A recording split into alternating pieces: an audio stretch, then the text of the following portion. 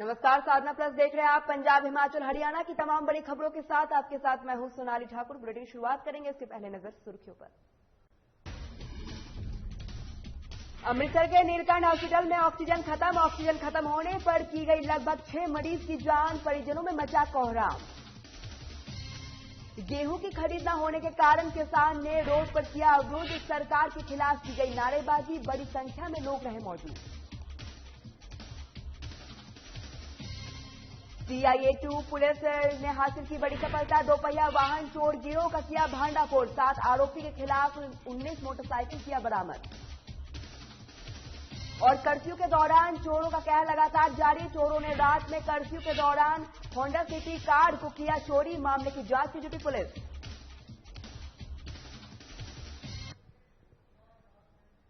चलिए बुलेटिन की शुरुआत करते हैं। हरियाणा में अब शादी के वक्त शाम या अन्य कार्यक्रम करने के लिए लोगों के पास महज 4 घंटे ही रह जाएंगे। ऐसा इसलिए कह रहे हैं क्योंकि हरियाणा सरकार ने 6 बजे के बाद मेडिकल और राशन की दुकानें छोड़ सभी दुकानें बंद करने का आदेश दिया है। ऐसे में कहा गया है कि अगर 6 बजे के बाद किसी को भी कोई कार्यक्रम करना है तो उसके लिए SDM से इजाजत लेनी होगी, लेकिन यह कार्यक्रम भी नाइट कर्फ्यू शुरू होने से पहले निपटाना होगा। बीते रोज पीएम नरेंद्र मोदी ने कोरोना के बढ़ते मामलों को लेकर कई राज्यों में मुख्यमंत्रियों के साथ बैठक की है, जिसका दिल्ली में सीएम अरविंद केजरीवाल ने लाइव प्रसारण करवा दिया था। इस मामले पर अनिल विज ने केजरीवाल पर तंज कसते हुए कहा कि केजरीवाल देश की किसी भी व्यवस्था को नहीं मानते हैं, सभी व्यवस्था के लिए उल्लंघन करते हैं। विज ने कहा कि गोपनीय बैठक में ऐसा करना केजरीवाल के लिए बड़ी हिमाकत की बात है।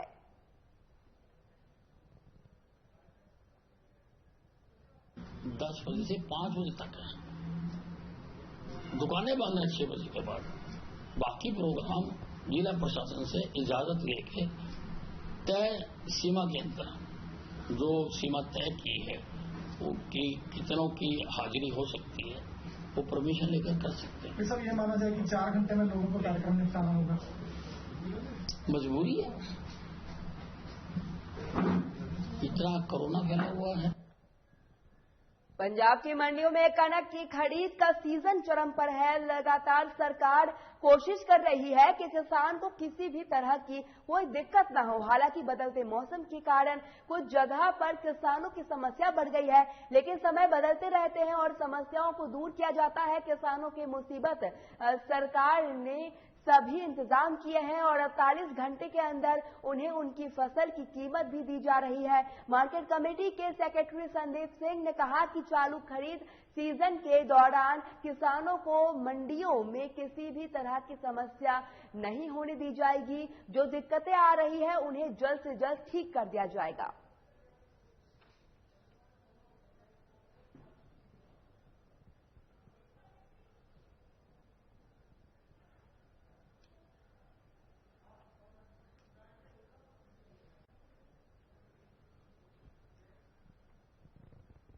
खेमकरण के अमरकोट में किसानों और बिचौलियों का धरना लगातार दूसरे दिन भी जारी है। किसानों का कहना है कि दाना मंडी में कुछ ही बैग पहुंचे हैं और खरीद भी ज्यादा नहीं हुई है। गुरदेव सिंह लखना, डॉक्टर बलविंदर सिंह बाजवा और संजीव कुमार अरहटिया और अन्य किसानों ने धरना दिया है। उन्होंने कहा है कि उन्हें बारिश के दिनों में भी काफी कठिनाइयों का सामना करना पड़ रहा है और उनकी मदद भी नहीं की जा रही है।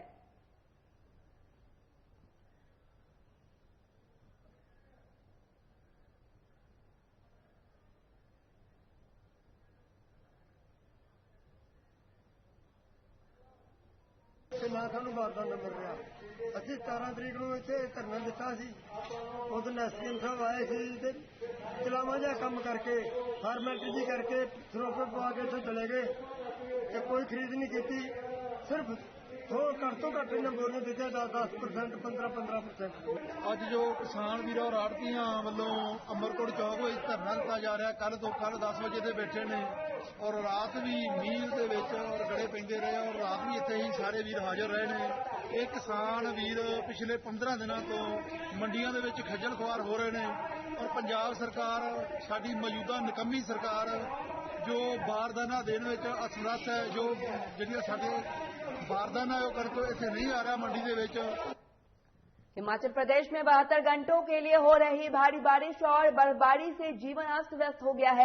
ऊंचाई वाले इलाकों में बर्फबारी से सड़कें बंद है, बिजली और परिवहन व्यवस्था भी ठप पड़ी है। वहीं किसानों और बागबानों की फसल भी भारी नुकसान पहुंचा है। बर्फबारी से 307 सड़कें अवरुद्ध पड़ी है। बताया जा रहा है कि हालातों को सामान्य करने के लिए 8 से 10 दिन लग जाएंगे। तकनीकी शिक्षा और जनजातीय विकास मंत्री डॉक्टर रामपाल मारकंडा ने इसकी पुष्टि की है। उन्होंने कहा है कि बर्फबारी के कारण जिले में सड़क मार्ग, बिजली और पानी की व्यवस्था चरमरा गई है, जिसे बहाल करने का काम शुरू हो चुका है। साथ ही ले जा रहे कुछ लोग हिमस्खलन और बर्फबारी के कारण फंस गए हैं। उन्हें BRO स्थानीय प्रशासन की मदद से रेस्क्यू किया जा रहा है। वे भी केलांग में सुरक्षित है।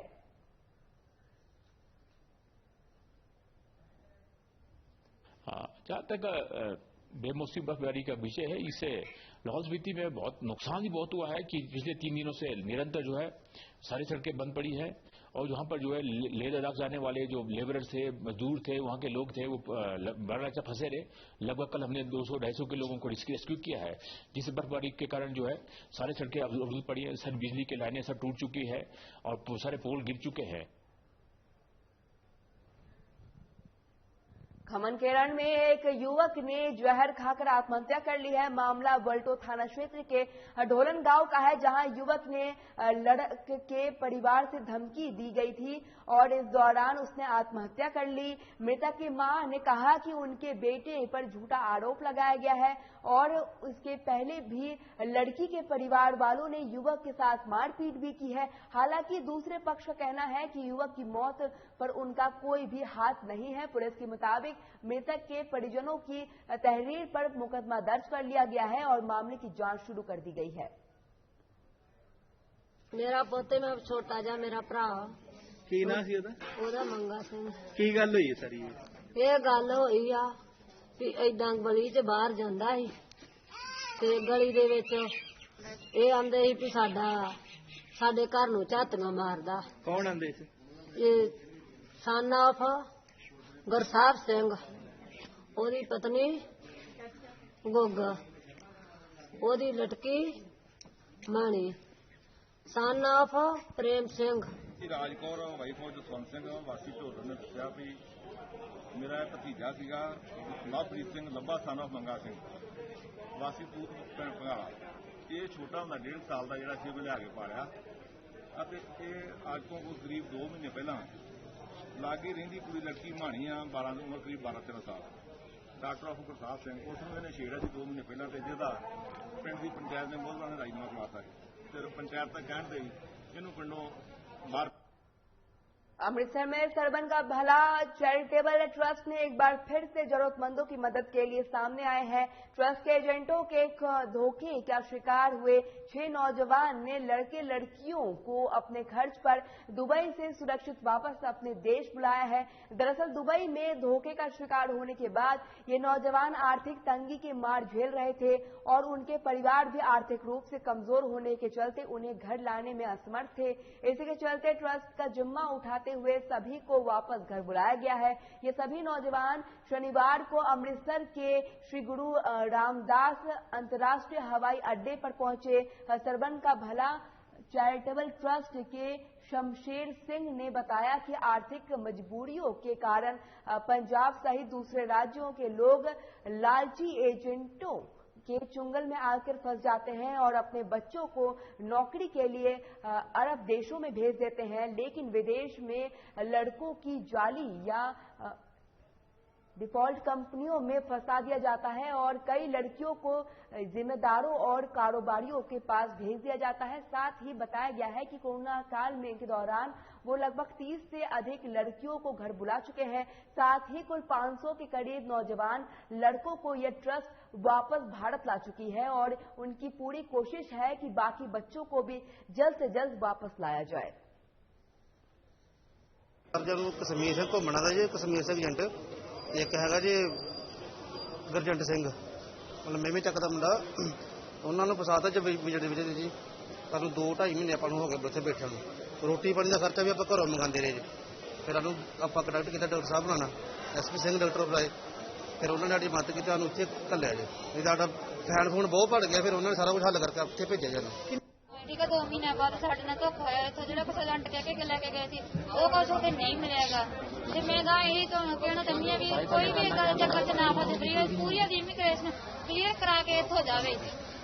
ਅਸੀਂ ਇੱਥੇ ਉਪਰਾਜ ਸਾਹਿਬ ਦੀ ਮਿਹਨਤ ਦੇ ਕਰਕੇ ਇੱਥੇ ਪਹੁੰਚੇ ਹਾਂ ਤੇ ਸਾਨੂੰ ਬਹੁਤ ਵਧੀਆ ਫੀਲ ਹੋ ਰਿਹਾ। ਗਾਂ ਇੱਥੋਂ ਦੇ ਖਾਸ ਕਰਕੇ ਕੁੜੀਆਂ ਦਾ ਤਾਂ बहुत ही ज्यादा माड़ा हाल होते।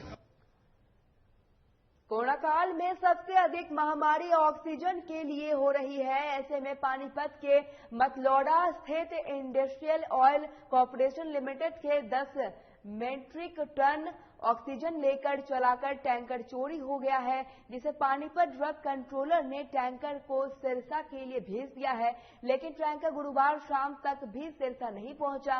वह इस मामले में ड्रग कंट्रोलर ने मतलौडा थाना बेहौली पुलिस चौक पर टैंकर चोरी होने की शिकायत दर्ज कराई है, लेकिन टैंकर के संबंध में ड्रग इंस्पेक्टर विजय राजे जानकारी देते हुए बचते नजर आए। और हालांकि हमारे संवाददाता ने ड्रग इंस्पेक्टर विजय राजे की कार्यालय में जाकर भी संपर्क करने की कोशिश की, लेकिन विजय राजे कार्यालय से भी नदारद दिखे। वहीं इस बाद विजय राजे से फोन कॉल के माध्यम से भी संपर्क करने की कोशिश की गई, लेकिन कोई संपर्क नहीं हो पाया है।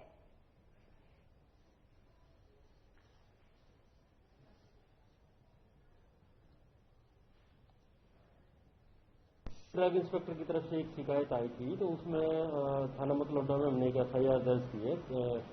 उन्होंने इसमें कंप्लेंट की थी कि सिरसा हमने भेजा था इसको ऑक्सीजन के कैंटर को, लेकिन वहां नहीं पहुंचा।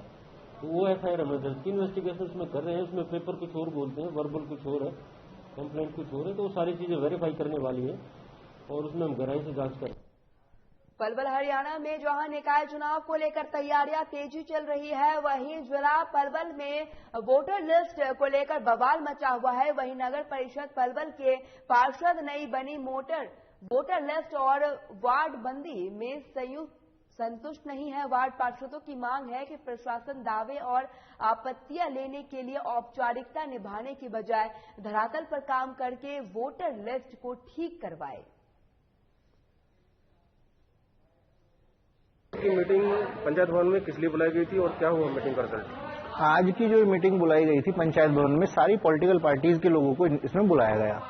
इसका मुख्य कारण ये था कि जो हमारी नगर परिषद का ये चुनाव होने वाला है, जो वोटें हैं वो अपने अपने वार्डों में शिफ्ट हो जाए। परंतु मैं हाल ही में जो लगभग पिछले 3-4 दिनों में इन्होंने लिस्ट तैयार की है, उसमें एक ही वार्ड की वोट अलग अलग वार्डों में शिफ्ट है। लगभग 1200 वोटें अलग अलग वार्डों में शिफ्ट है। ऐसा अब ये जो अपने इलेक्शन के अधिकारी हैं, इनसे बात हुई, ये कहते हैं कि उन वोटों को शिफ्ट केवल एक ही कारण से किया जा सकता है, अगर आप उसका फार्म भरकर दें। कल नगर परिषद में ईओ साहब के माध्यम से सूचना प्राप्त हुई कि कल पंचायत भवन में 10 बजे चुनाव संबंधी एक मीटिंग है और उस मीटिंग को पलवल के SDM साहब लेंगे। उस निमित्त हम यहाँ से ही 10 बजे इस पंचायत भवन में उपस्थित हुए और यहाँ आकर के हमें पता लगता है कि SDM साहब से बात होने के बाद है कि अब 11:30 बज रहे हैं और वो यहाँ मौजूद नहीं है। जब उनसे संपर्क किया गया हमारे द्वारा, तो उनका कहना है कि मैंने मीटिंग बुलाई नहीं। महेंद्रगढ़ में कोरोना के फैलने से रोकने के लिए SDM दिनेश ने भीड़ भाड़ वाले बाजारों का निरीक्षण करते हुए सब्जी मंडी पहुंचे, जहां उन्होंने प्रधान को साथ लेकर छोटे दुकानदारों और रेहड़ी में सब्जी बेचने वालों से मीटिंग लेकर उनके आदेश दिया कि आज से आप यहां की बजाय सब्जी मंडी के पीछे नई सब्जी मंडी के शेड में रेहड़ी लगाकर और छोटी दुकानें लगाकर वहां खुले में सब्जी को बेचे, जिससे डिस्टेंस मेंटेन हो सके और महामारी से बचा जा सके।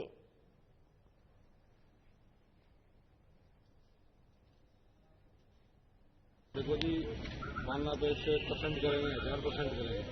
सब्जी मंडी पहले भी बंद करी है, सहयोग करा है, हमने पहले भी शिफ्ट कर दी थी आगे मंडी उधरपल्ली साइड में, और अब भी जो 3 साइड हमारी नई मंडी बनकर तैयार हुई है ना, उसके अंदर हम शिफ्ट करेंगे।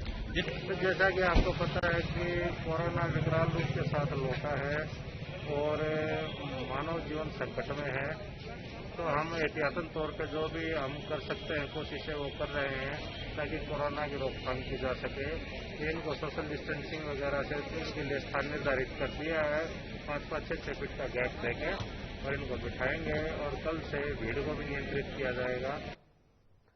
रादौर के गांव बकाना का रहने वाला अमित कुमार संदिग्ध परिस्थिति में बुधवार को एंट्री के इंद्री के कलरी जागीर गांव के पास नहर में गिर गया, जिसकी परिजनों ने पिछले 2 दिनों से तलाश कर रही है। आज कुरुक्षेत्र के गोताखोड़ा परगट सिंह में अपनी टीम के साथ पहुंचकर नहर में लगभग 2 घंटे तक सर्च अभियान चलाया गया, लेकिन अमित कुमार का कहीं पर भी पता नहीं चल पाया। वही अमित कुमार के जीजा संदीप कुमार का कहना है कि अमित पिछले कुछ दिनों से पेंटर का कार्य करता था और वो इंद्री में एरिया में आया हुआ था और जहां पर उन्हें संदिग्ध परिस्थितियों में नहर में गिरने की सूचना उनके फोन पर मिली थी।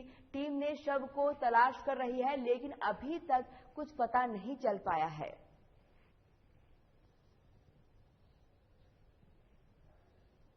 बस पता नहीं भी क्या हुआ, क्यों उसने क्या किया, हमें कुछ नहीं पता जी। हमें तो सिर्फ ये पता लगा था भी वो वहाँ नहर के पास कोई फोन गया मेरे पास जी, ये अपना यहाँ पे फोन कर रहा था खड़ा हुआ, तो पैर स्लिप किया उसका या खुद गिरा, कैसे गिरा जी। ये सर कल एक परिवार के माध्यम से लगातार हमारे पास फोन जा रहे थे भी एक नौजवान 17-18 साल का एक बच्चा है आज जिसका नहर में डूबने का या गिरने का थोड़ा डाउट है, तो कल किसी वजह से नहीं आ पाए थे। तो तकरीबन कल और आज सुबह भी परिवार के 20 से ज्यादा फोन हमारे पास गए थे। तो आज फिर हम सुबह अपनी टीम साथी नरेंद्र सिंदर के साथ गोताखोर परगट संधू टीम जो ऑनलाइन फ्री सेवा हरियाणा कुरुक्षेत्र, और फिर आज उसी टीम के साथ मौके पे पहुंचे। चरखी दादरी में कल्याण कैशर जोन में तेज रफ्तार डंपर ने ट्रक के पास खड़े ड्राइवर को कुचल दिया। वहीं इस हादसे में ड्राइवर की मौके पर ही मौत हो गई। वहीं डंपर चालक मौके से फरार है, जिसके बाद शव को दादरी के सिविल अस्पताल में रखवाया गया। वहीं झोंझू कला पुलिस ने मौके पर मुआयना करते हुए कार्रवाई की बात कही है।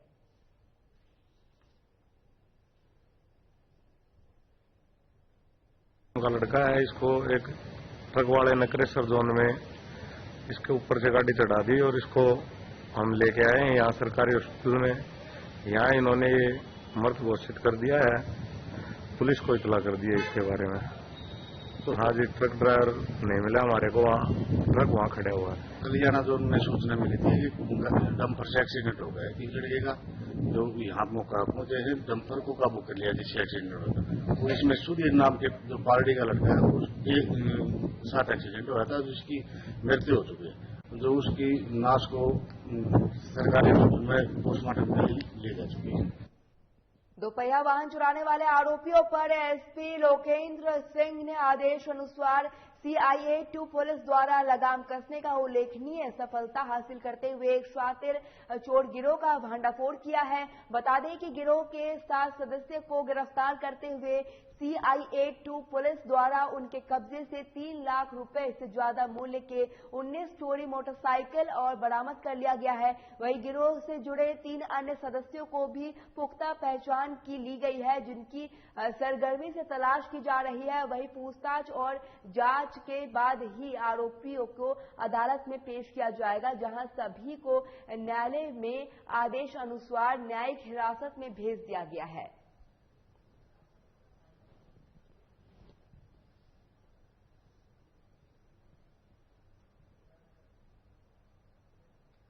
एक तरफ तो कोरोना के बढ़ते मामलों को देखते हुए लॉकडाउन लगा दिया गया है, वहीं दूसरी तरफ कांग्रेसियों ने मेयर की कुर्सी पर बैठने के बाद रात 10 बजे तक होटल में पार्टी चली और एक तरफ तो लॉकडाउन का समय 8 बजे से लेकर सुबह 5 बजे तक का है, दूसरी तरफ कांग्रेस के कार्यकर्ता ही कानून की धज्जियां उड़ाते नजर आए। हालांकि कुछ दिन पहले रिंग सेरेमनी का प्रोग्राम चल रहा था, तभी पुलिस वालों ने 8 लोगों का पर्चा दिया है और दर्ज कराया गया है। क्या कानून सिर्फ आम लोग पर है? आम लोगों को रात को घर से निकलने नहीं दिया जाता। वहीं कांग्रेसी रात को 10 बजे भी पार्टी करते हुए नजर आते हैं और क्या उन पर कानून लागू नहीं होता है? ये बहुत बड़ा सवाल उठता है पार्टियों पर कि क्या सिर्फ ये कानून आम लोगों के लिए है और लोगों के लिए नहीं है? जो नेता है या कांग्रेसी है उन पर नहीं है ये कानून लागू।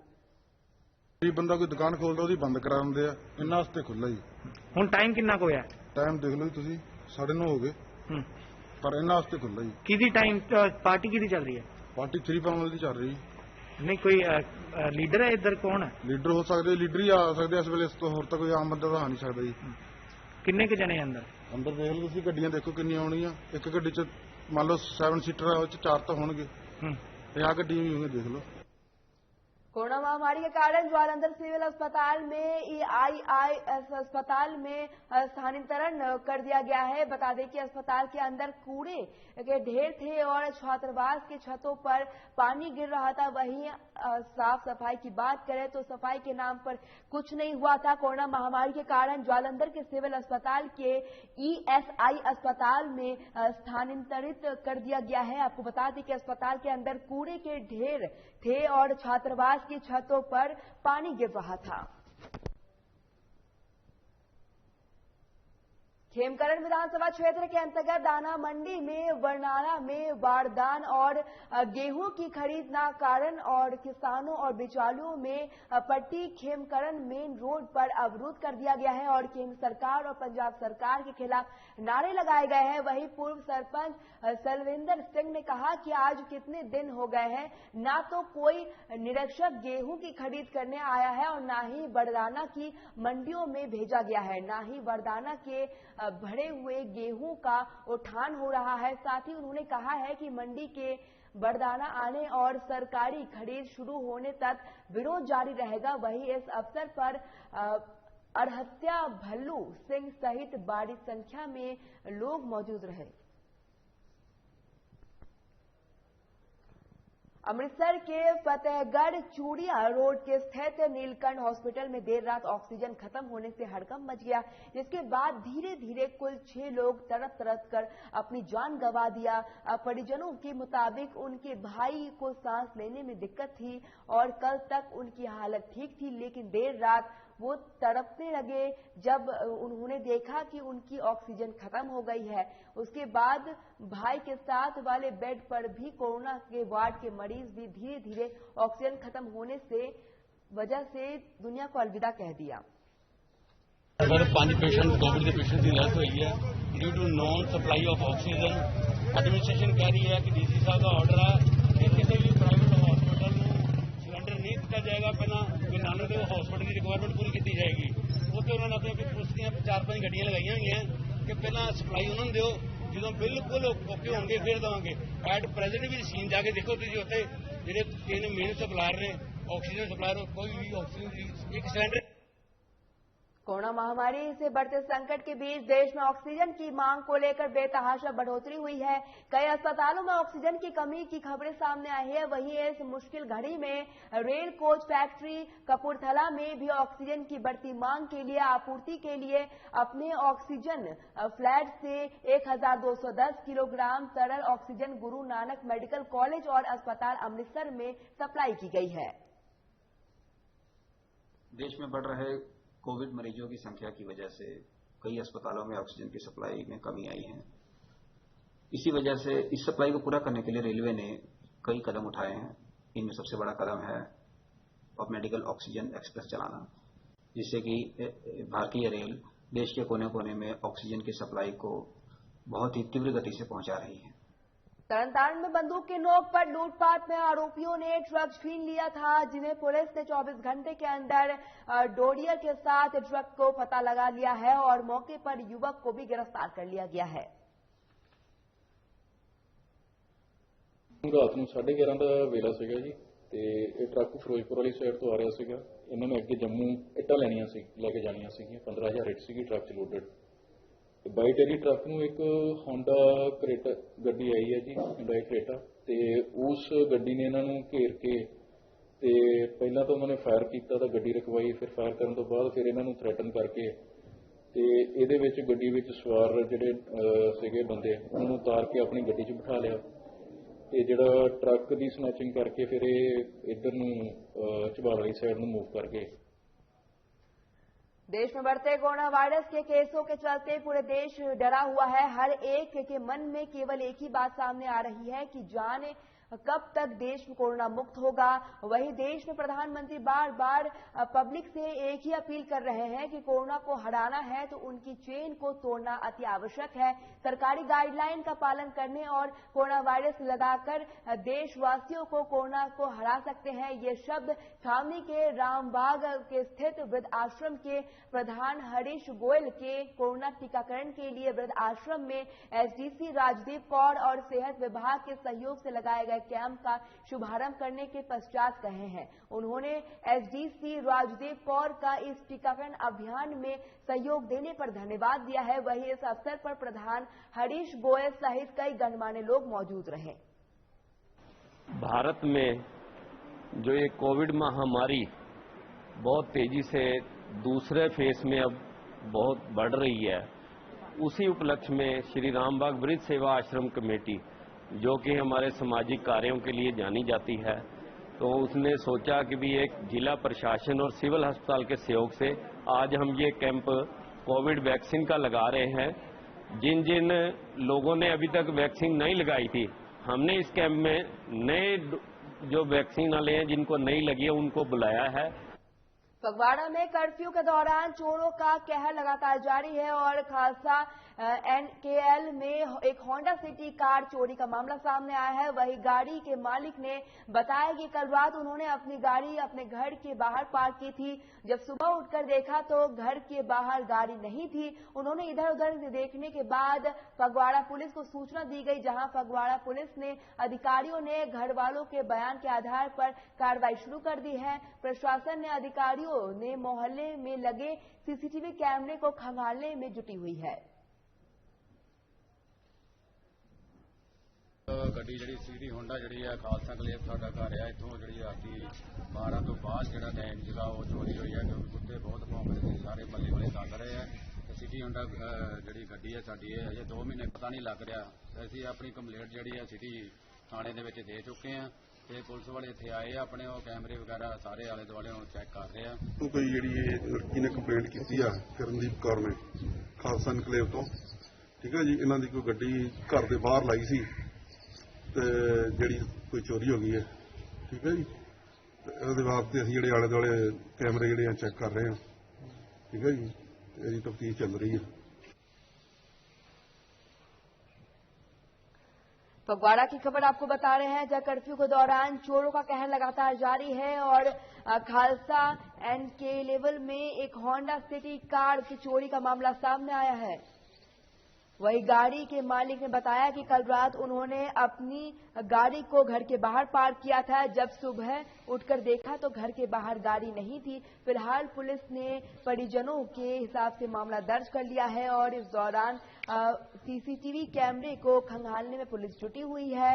और फगवाड़ा की खबर आपको बता रहे हैं, जहां पर चोरों का कहर लगातार जारी है और कर्फ्यू में भी लोग चोर लगातार चोरी की घटना को अंजाम दे रहे हैं। चलिए, पंजाब, हिमाचल, हरियाणा की खबरों में फिलहाल इतना ही। साधना प्लस पर खबरों का सिलसिला लगातार जारी रहेगा। नमस्कार।